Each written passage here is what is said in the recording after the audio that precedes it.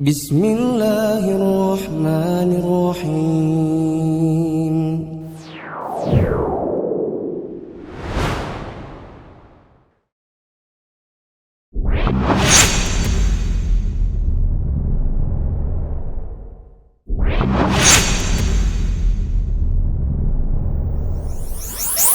Bismillahirrahmanirrahim. Assalamualaikum warahmatullahi wabarakatuh. Waalaikumsalam warahmatullahi wabarakatuh. Alhamdulillahirabbil alamin. Wassalatu wassalamu ala asyrafil anbiya'i wal mursalin wa ala alihi wa ashabihi ajmain. Teman-teman yang dirahmati Allah, kita lanjutkan kembali pembahasan syarah Al-Qawaid Al-Arba' karya Syekh Sa'ad bin Nasir Asy-Syadzili hafizahullahu taala. Kita akan mulai masuk ke dalam kaidah inti yang ada di dalam Al-Qawaid Al-Arba' ini. Dan di buku yang kita baca ada di halaman 84. Untuk buku di cetakan-cetakan awal ada di halaman 88. Teman-teman yang dirahmati Allah, setelah saya baca terlebih dahulu bagian syarah di buku ini, nampaknya kalau kita langsung masuk dalam kaidah, lalu kemudian saat ingin membaca kaidah, kita harus melalui sebuah penjelasan tentang 3 macam tauhid. Nanti konsentrasinya jadi seperti tercampur di tengah. Jadi mau bahas tentang syubhat, mau bahas bagaimana cara membantahnya, tapi di tengah ada semacam faidah tambahan atau pengetahuan baru yang harus diketahui lebih dahulu.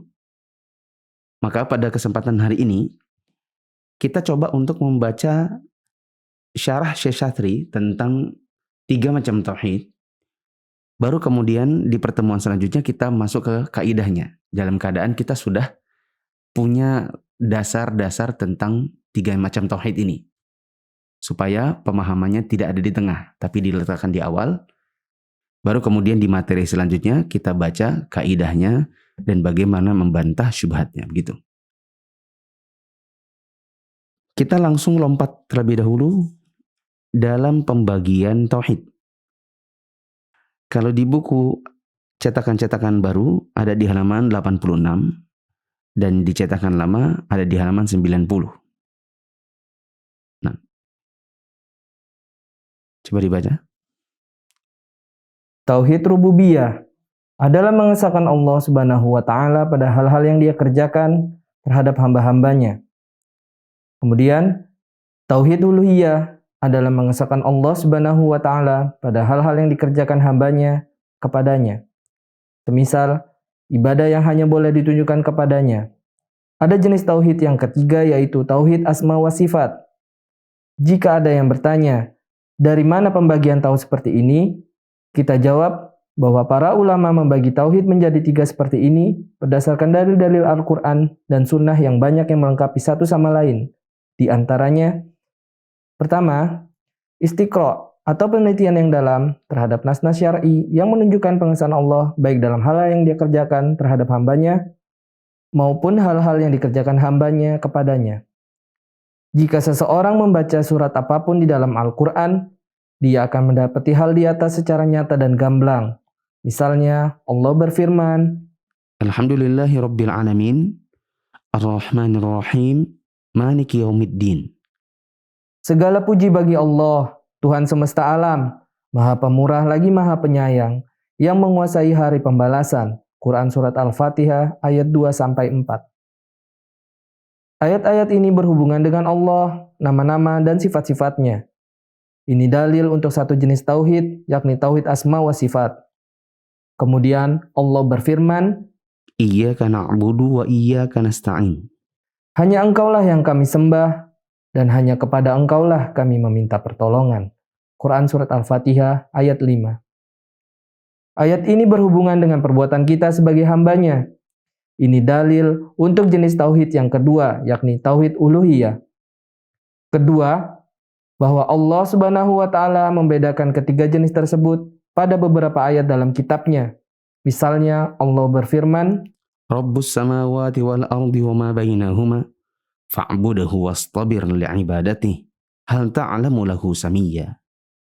Tuhan yang menguasai langit dan bumi dan apa-apa yang ada di antara keduanya, maka sembahlah Dia dan berteguh hatilah dalam beribadah kepadanya.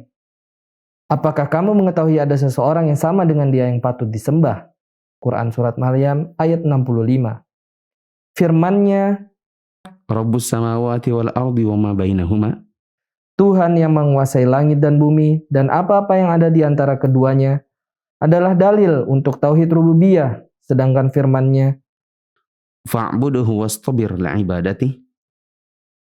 maka sembahlah Dia dan berteguh hatilah dalam beribadah kepadanya, adalah dalil untuk tauhid uluhiyah. Adapun pada penggalan firman-Nya yang terakhir, Hal ta'lamu lahu samiyya.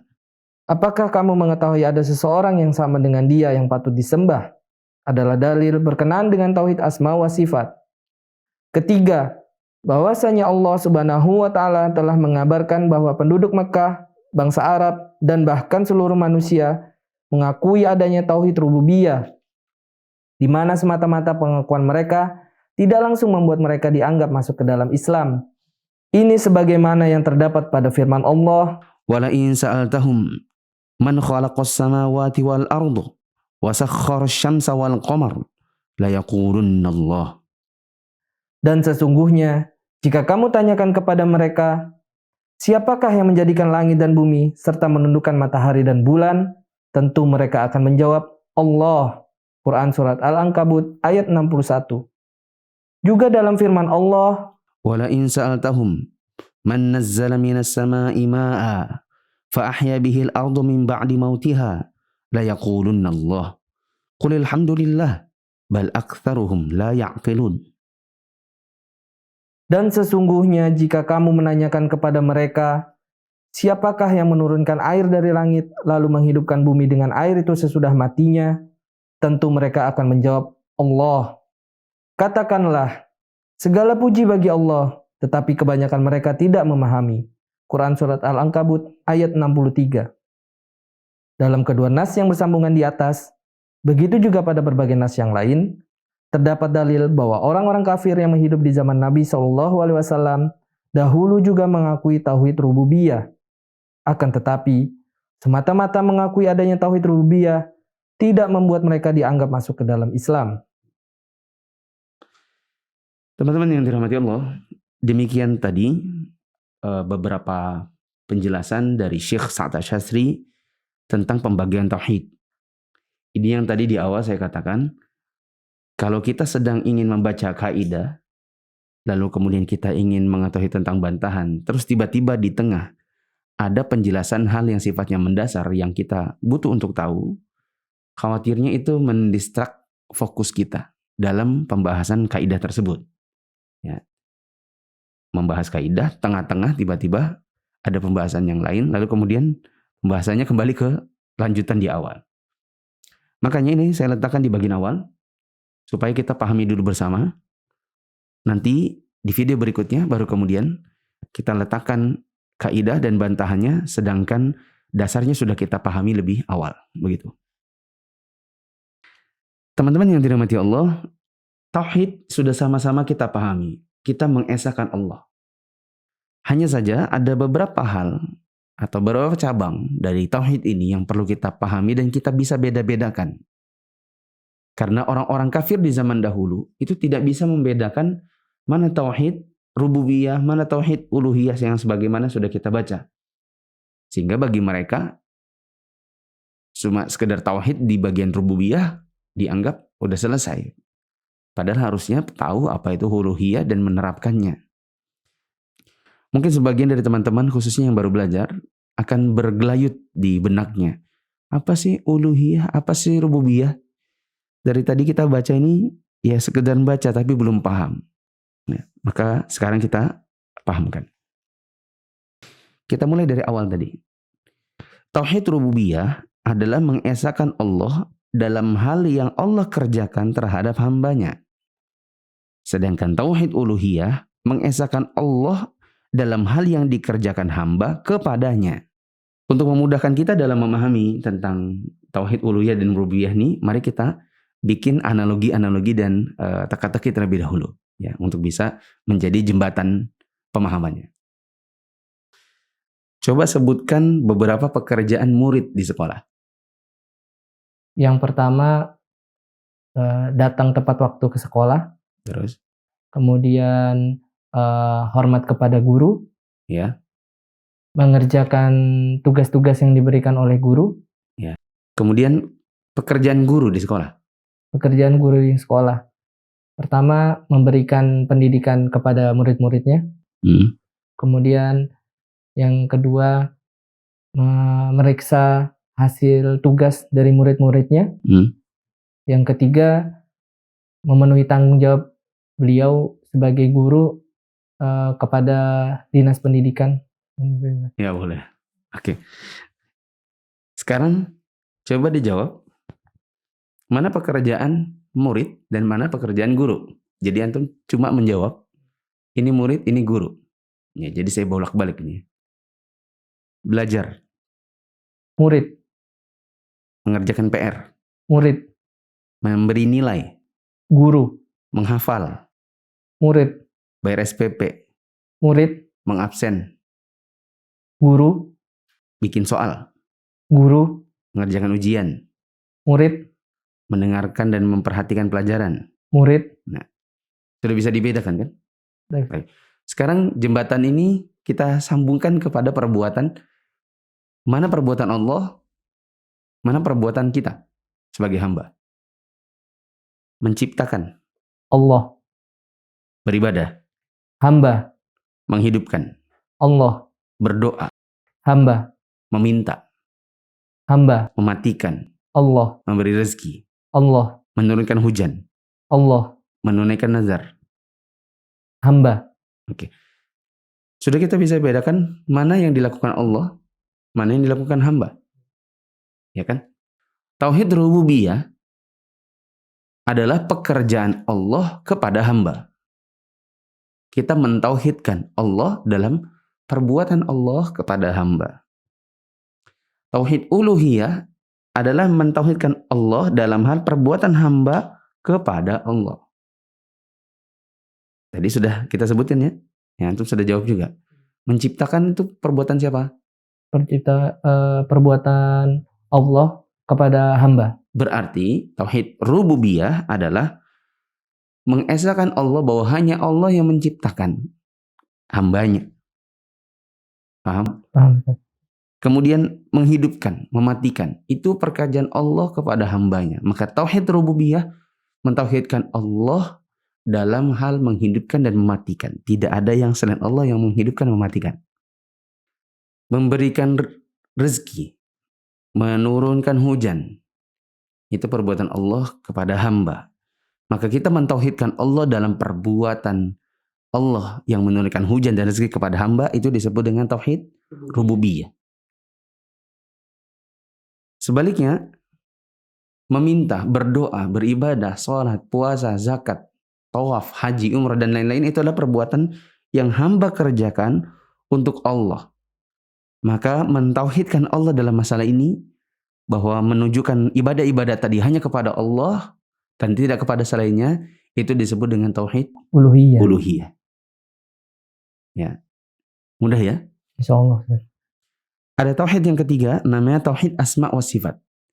Ya, tetapi tauhid yang ketiga ini tidak masuk dalam bahasan kita di dalam Al-Qawaid Al-Arba. Bahasan di dalam Al-Qawaid Al-Arba berputar pada rububiyah dan uluhiyah saja. Maka kita tidak detailkan pada pembahasan buku ini. Dan kalau teman-teman ingin mendapatkan pembahasannya lebih lanjut, mungkin teman-teman bisa membuka kitab-kitab akidah yang membahas tentang tauhid asma wa sifat ini. Seperti Al-Qawaid Al-Musla dan kitab-kitab yang lain yang berkenaan dengannya.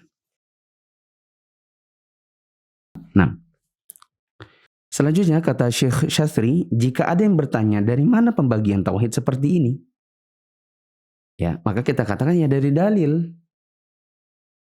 Nah, apakah ada yang bertanya seperti ini? Jawabannya banyak. Terutama orang-orang yang memang suka mengerjakan perbuatan syirik. Kalau kita bilang gini, Bapak ini meminta-minta dikubur, itu namanya syirik, Pak. Dia bilang, syirik bagaimana? Oh, Tuhan saya Allah. Kita bilang, iya, Bapak memang mengakui Tuhan itu Allah. Tapi itu baru sekedar tauhid rububiyah, bahwa Allah yang menciptakan. Tapi peribadatan harus kita tujukan kepada Allah. Ini namanya tauhid uluhiyah. Lalu dia menentang. Dari mana bagi-bagi seperti itu? Nggak ada dalam Al-Quran, nggak ada dalam hadis. Pembagian seperti ini pembagian yang ngawur katanya. Kita katakan pembagian tauhid seperti ini sebenarnya justru ditunjukkan di dalam Al-Quran dan Sunnah. Yang satu sama lain saling melengkapi dalilnya. Di sini disebutkan beberapa contoh. Dalil yang pertama adalah dalil istiqra, yaitu meneliti secara mendalam nas-nas syar'i. Yang itu semua menunjukkan pengesaan Allah baik dalam hal-hal yang Allah kerjakan terhadap hamba maupun yang dikerjakan hamba terhadap Allah. Contoh firman Allah Ta'ala, Alhamdulillahi Rabbil Alamin, Ar-Rahmanir-Rahim, Maliki Yaumiddin. Segala puji bagi Allah. Kita mengakui Allah Tuhan semesta alam. Kita akui Allah itu maha pemurah. Kita akui Allah itu maha penyayang, menguasai hari pembalasan. Ini semua adalah dalil tentang nama-nama dan sifat Allah yang menunjukkan tauhid asma wa sifat. Di ayat selanjutnya, Iyyaka na'budu wa iyyaka nasta'in, hanya kepada Engkau kami menyembah dan hanya kepada Engkau kami minta pertolongan. Ini dalil perbuatan hamba kepada Allah. Ya Allah, hanya kepada Engkau kami bertauhid dalam menyembah. Kepada Engkau kami mentauhidkan meminta pertolongan kami. Ini namanya tauhid uluhiyah. Ada dalil yang kedua, ya, yang menunjukkan tentang pembagian tauhid. Misalnya firman Allah, Rabbus samawati wal ardi wa ma bainahuma. Allah, Rabb yang menguasai langit, bumi, dan apa-apa yang ada di antara keduanya. Ini adalah perbuatan Allah kepada hamba, yaitu menguasai. Perbuatan Allah kepada hamba, itu tadi namanya tauhid apa? Rububiyah. Rububiyah. Kemudian firman Allah, fa'buduhu wastabir li'ibadati, maka sembahlah dia dan bersabarlah dalam beribadah kepada Allah. Itu adalah perbuatan hamba kepada Allah, yaitu peribadatan. Dan ini disebut dengan tauhid uluhiyah. Ya. Penggalan berikutnya, hal ta'alamu lahu samiyya. Ya. Apakah ada yang sama dengan dia yang patut disembah? Ini adalah tauhid asma was sifat. Ya. Apakah ada yang menyamai Allah? Ini namanya tauhid asma was sifat. Nah. Ada dalil yang lain bahwa Allah Subhanahu wa Ta'ala mengabarkan bahwa penduduk Mekah, bangsa Arab, bahkan manusia seluruhnya itu mengakui tauhid rububiyah. Tapi masalahnya apakah mereka itu jadi teman atau justru jadi lawan? Ketika Nabi SAW datang di Mekah di zaman dahulu menjadi seorang Nabi dan Rasul, apakah orang-orang yang mengatakan Allah Tuhan kami tapi nyembah patung itu jadi teman atau jadi lawan? Jadi lawan. Diperangi atau ditemani? Diperangi. Ya. Sebagaimana dalam firman Allah, jika kamu tanya kepada mereka, siapa yang menjadikan langit dan bumi dan menundukkan matahari dan bulan? Mereka jawab Allah. Kita lanjutkan. Masalahnya, mereka cuma ngaku itu Allah, tapi ibadahnya bukan kepada Allah. Ya, jadi cuma sekedar rububiyah, tapi tidak uluhiyah. Dalam firman Allah selanjutnya, sesungguhnya jika kamu menanyakan kepada mereka siapa yang menurunkan hujan dari langit dan menghidupkan bumi dengan hujan itu sesudah matinya, maka niscaya mereka akan menjawab Allah. Tapi masalahnya, peribadatan mereka bukan kepada Allah, melainkan kepada patung-patung, gunung-gunung. Ya. Dan orang-orang di zaman sekarang, ya, ini kita sudah menyerempet mulai masuk ke dalam bantahan sebenarnya. Orang-orang di zaman sekarang, kalau kita tanyakan apa Bapak ke kuburan dan minta-minta di situ, dia bilang ya minta-minta aja. Lah Bapak Tuhannya siapa? Dia bilang Allah. Lalu kok minta-mintanya sama kuburan? Begitu. Paham sudah ini? Ya, kita sudah mulai menyerempet masuk ke dalam kaidah, tapi intinya yang penting kita paham dulu. Ya, bahwa ada yang namanya tauhid dibagi 3. Ada asma wa sifat, ada rububiyah, ada uluhiyah. Dapat dari mana pembagian seperti ini? Jawabannya dari dalil-dalil, dari istiqra, memahami secara mendalam. Dan inilah yang ditunjukkan oleh para ulama ketika mereka menggali tentang ayat-ayat yang berkenaan dengan peribadatan kepada Allah, perbuatan hamba kepada Allah, perbuatan Allah kepada hamba, dan keesaan Allah di dalam nama dan sifatnya.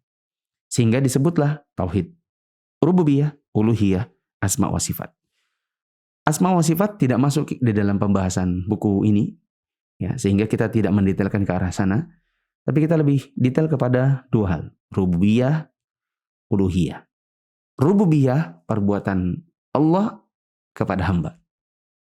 Uluhiyah, perbuatan hamba kepada Allah. Maka mentauhidkan Allah dalam rububiyah berarti mengakui hanya Allah yang melakukan perbuatan ini, yang selama ini dia kerjakan kepada hambanya. Sedangkan tauhid uluhiyah berarti mentauhidkan Allah dalam hal yang selama ini kita kerjakan berupa peribadatan kepada Allah. Paham ini? Insyaallah. Berarti dibalik juga lawan dari tauhid apa? Syirik. Syirik. Kalau ada orang mengatakan, saya mengakui ada orang yang selain Allah yang menurunkan hujan, berarti dia syirik dalam rububiyah. Kalau ada orang mengerjakan sholat untuk kuburan, dia sholat di situ dan menyembah si kubur, itu namanya syirik dalam uluhiyah. Ya. Wallahu a'lam bishawab. Coba teman-teman buka catatan yang dulu pernah kita catat di awal-awal syarah ini. Contoh-contoh syirik. Contoh-contoh syirik. Memohon segala sesuatu urusan kepada yang selain Allah dalam hal yang Allah mampu memberikannya. Seperti kesembuhan. Jadi kalau ada orang bilang, oh saya sembuh nggak ada, bukan karena Allah, bukan. Itu saya sembuh karena dokter. Ini jatuh dalam syirik apa? Rububiyah. Masalah rububiyah. Karena hanya Allah yang menyembuhkan. Karena memberi kesembuhan ada perbuatan Allah kepada hambanya. Ada orang bilang, oh saya selama ini jadi kaya bukan karena Tuhan. Nggak ada campur tangan Tuhan. Ini saya kaya karena diri saya yang pintar. Ini selain sombong, ujub, bisa masuk ke dalam syirik apa? Rububiyah. Karena sesungguhnya yang memberi rezeki adalah Allah. Ada orang jadi pawang hujan, misalnya. Jadi pawang hujan. Ini kan namanya apa? Menganggap diri sendiri bisa melakukan perbuatan Allah kepada hamba. Ini namanya syirik dalam hal rububiyah. Rububiyah. Ya. Ada orang bilang saya bisa datangkan jodoh. Ya, nggak perlu Tuhan. Ya, Allah nggak perlu campur tangan. Kita datangkan jodoh. Saya bikinkan susuk misalnya. Ini namanya syirik dalam hal rububiyah. Rububiyah. Contoh lain yang pernah kita tulis di sini di syirik besar adalah yang keempat, ibadah memberi sesembahan kepada selain Allah. Contohnya memberikan sesajen untuk gunung. Ya. Ada gunung supaya dia diem gitu. Tidak memberikan mudarat berupa letusan. Tidak memberikan awan panas. Maka orang memberikan sesajen di situ. Ya, harusnya sesajen atau peribadatan itu ditujukan kepada siapa? Allah. Pada Allah. Ya. Meskipun kita juga tidak bilang ini sesajen ya. Nah, sesajen itu lebih identik kepada ya adat istiadat. Tapi ini masuk di dalam penyembahan-penyembahan yang harusnya diberikan hamba hanya kepada Allah. Nah, siapa yang melakukan perbuatan ini, memberikan sesajen kepada gunung, kepada benda keramat, kepada kuburan, ini namanya melakukan perbuatan syirik dalam hal uluhiyah. Ya. Nah, wallahu a'lam bishawab. Semoga bisa dipahami teman-teman yang dirahmati Allah, apa yang sudah kita bahas tentang pembagian tauhid, ya. Dan bahwa pembagian ini adalah berdasarkan dalil-dalil dari Al-Quran dan As-Sunnah. Dan ini yang ditunjukkan oleh para ulama. Supaya kita dalam kehidupan sehari-hari bisa membedakan mana yang namanya tauhid, mana yang namanya syirik.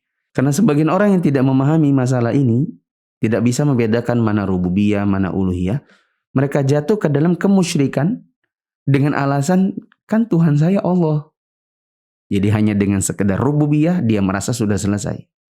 Sementara dia bebas mengerjakan syirik dalam uluhiyah. Nah, ada pertanyaan. Ustadz tadi kan mengatakan bahwa ada orang-orang di luaran sana yang dia mengingkari tentang pembagian tauhid ini. Nah, apa sih yang mendasari mereka pada akhirnya mengingkari pembagian tauhid ini? Yang kedua, Satu dulu. oh ya. Apa yang melandasi? Karena perbuatan syiriknya dikritik. Jadi membantah. Sementara para ulama membagi tauhid menjadi 3 ini untuk memahamkan mana syirik, mana tidak. Dan bahwa tauhid rububiyah saja tidak cukup. Begitu. Jadi kalau ditanya, kenapa mereka, apa tadi yang tanya? Mereka membantah. Iya, apa yang mendasari? Ya karena mereka mengerjakan perbuatan syirik dan ingin melegalisasi, melegitimasi apa yang mereka kerjakan dengan alasan, saya kan Tuhannya Allah. Ya, dan Ana pernah dengar langsung dari teman, ya kebetulan di kamar Ana waktu Ana di Arab Saudi, kita lagi ngobrol, ya kan. Lalu kemudian Ana mengatakan Syiah Nusairiyah itu kafir. Ya, kenapa? Karena peribadatan mereka bukan kepada Allah semata. Dia mengatakan, Muflih, jaga bicaramu. Jangan mengkafirkan orang yang mengucapkan la ilaha illallah. Ana katakan, ya la ilaha illallah saja nggak cukup. Itu baru sekedar rububiyah. Bila kamu memahaminya seperti itu. Baru sekedar rububiyah, mengakui bahwa Allah Tuhanmu. Perlu diketahui juga bahwa la ilaha illallah di dalamnya ada uluhiyah. Ya, la ma'budahi bihaqqin illallah itu aslinya. Jadi tidak cukup hanya sekedar mengakui Allah Tuhan lalu kemudian mengerjakan perbuatan syirik dengan bebas. Ya, nggak cukup. Dan ya gitu. Atau mungkin kita bisa bilang landasan kedua adalah kejahilan. Karena tidak belajar.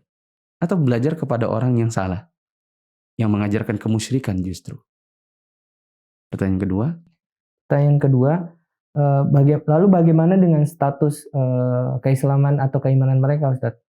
Terhadap orang-orang yang hanya mau mengakui tauhid rububiyah saja, tidak mau mengakui tauhid uluhiyah. Kalau mereka hidup di zaman Nabi, mereka jadi musuhnya Nabi.